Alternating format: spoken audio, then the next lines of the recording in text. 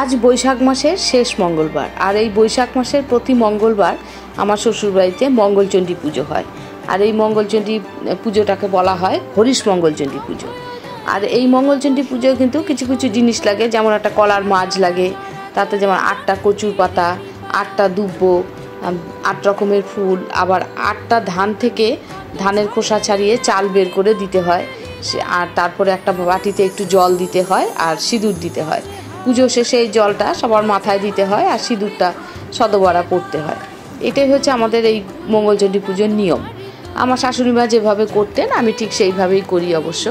তা আজ আমার শেষ মঙ্গলচণ্ডী, আর পুজোর আয়োজন সকাল থেকে করে ফেলেছি। পুরুত মশাই চলে এসেছেন।